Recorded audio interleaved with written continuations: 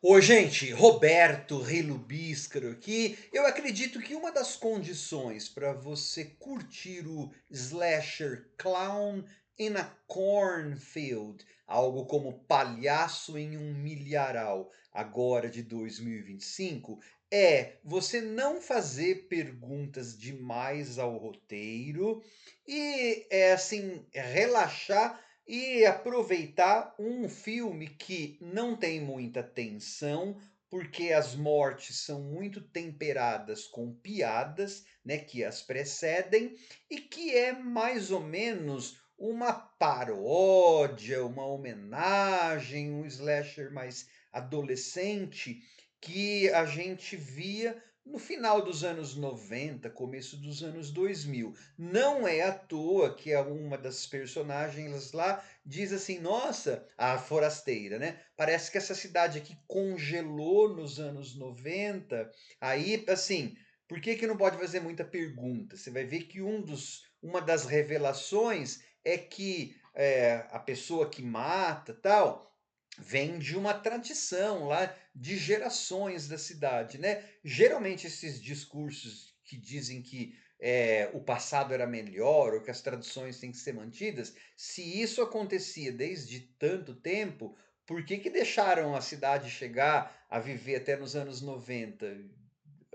Havia tantas décadas antes, ou como que fulano descobriu que Beltranos estavam em tal lugar e conseguiu invadir. É mais ou menos como um monte daqueles slashers que eu resenho aqui. É mais ou menos como aqueles slashers, aquele recente que veio para Netflix, o tal do Rainha do Baile lá, Rua do Medo, Rainha do Baile, né. Ele me divertiu, esse Clown in a Cornfield, e tem umas viradas de trama que vem meio do nada, mas beleza. Mas ele me divertiu, né, com uma coisa meio retrô, simpática e com algumas mortes, que poderiam até ter sido melhores, mas a gente percebe que aí é por falta de orçamento, tá.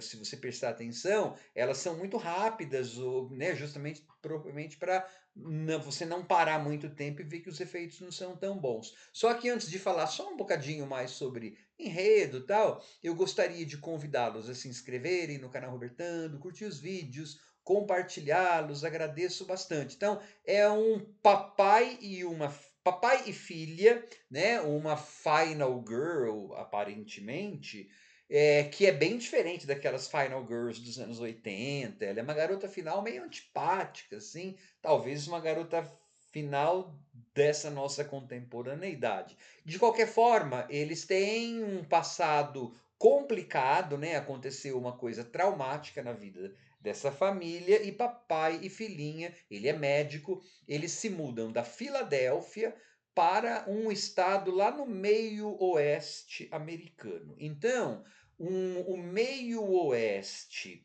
e as plantações de milho tem toda uma simbologia de coração da América, da Heartland, né, do coração da terra, do puramente americano, das tradições, né. Então você vai ver lá que é uma cidade que, vive falando das tradições, ou pelo menos parte da população dela vive falando de uma grande América, não sei o quê. Aí você faz as leituras políticas que você quiser fazer, com relação ao filme, né. Bom, esse papai lá, eles chegam lá numa casa toda dilapidada, né, beleza, e a filha vai logo fazer amizade com uma trupe, uma galerinha adolescente, que é meio assim, os rejeitados da cidade. Não deu para acreditar que eles são muitos rejeitados da cidade, mas depois,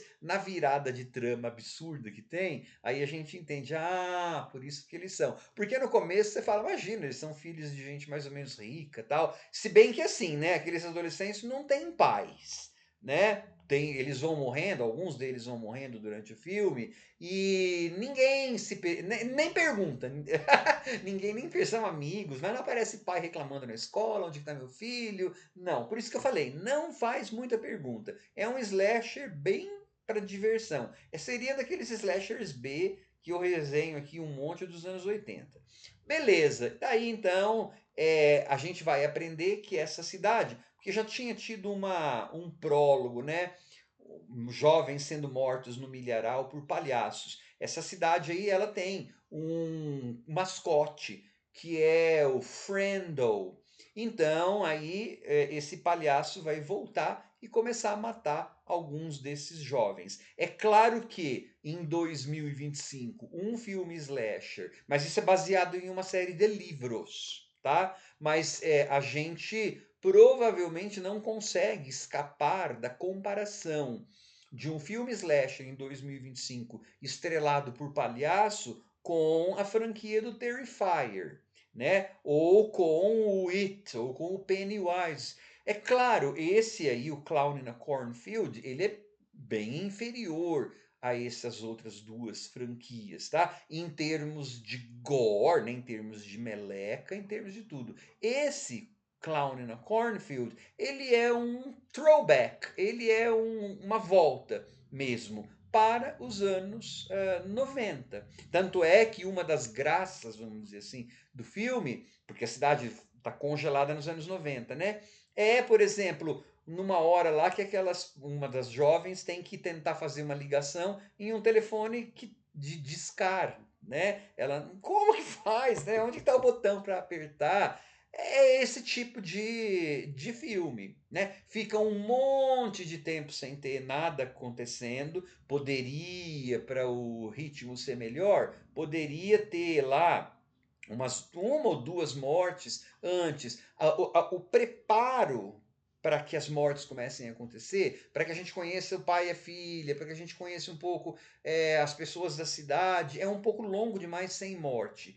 E aquelas pessoas, elas não necessariamente são abjetas ou odiosas a ponto de você querer que elas morram logo, mas também não são muito simpáticas, né? Então, ele para mim, ele é um slasher que divertiu porque teve umas mortes legaisinhas, né? Mas ele não é um grande slasher, não. Ele é um slasher que dá para ver, tá? Com um celular, talvez do lado, que é para você ficar aguentando o tempo que não tem as mortes, tal. Aí vai ter umas duas viradas que subvertem algumas coisas de filme slasher, sim. Só que, como é um slasher que não tem tensão, porque é meio que uma comédia, ele é meio leve. Então, como ele não tem tensão, quando tem as viradas, que vem do nada, assim. Você fala, tá, subverteu, só que.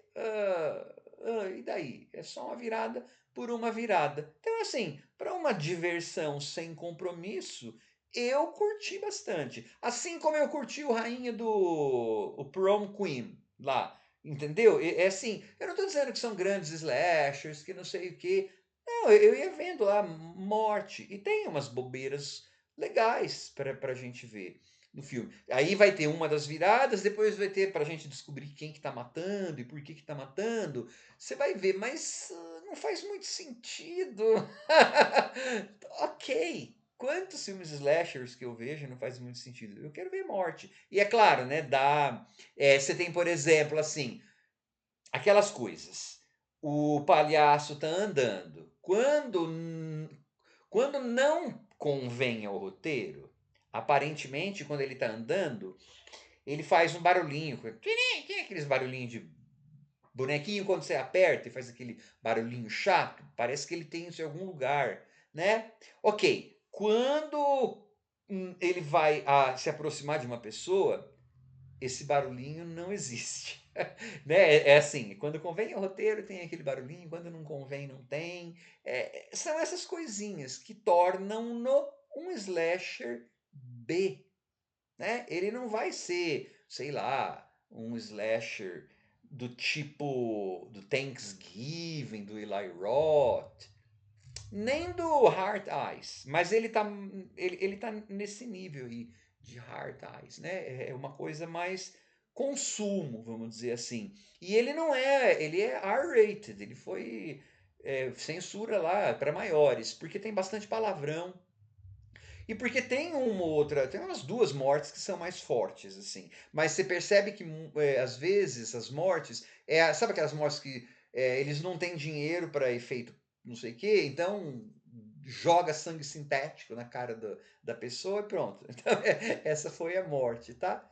Mas assim, é um slasher que dá pra ver. Como eu falo aqui, vível. É um slasher, né? Dá pra você se divertir um pouquinho se você, como eu, ama filmes slashers. E se você quiser ter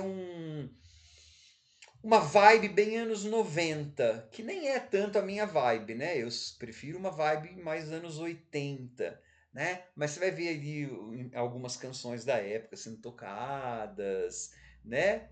E abre potencial para uma franquia, sim, porque são 3 livros e tem um final que deixa uma coisa mais ou menos aberta, tal.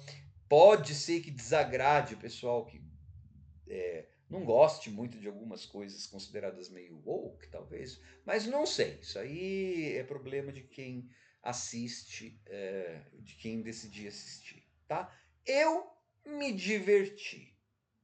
Deu pro gasto. Tchau.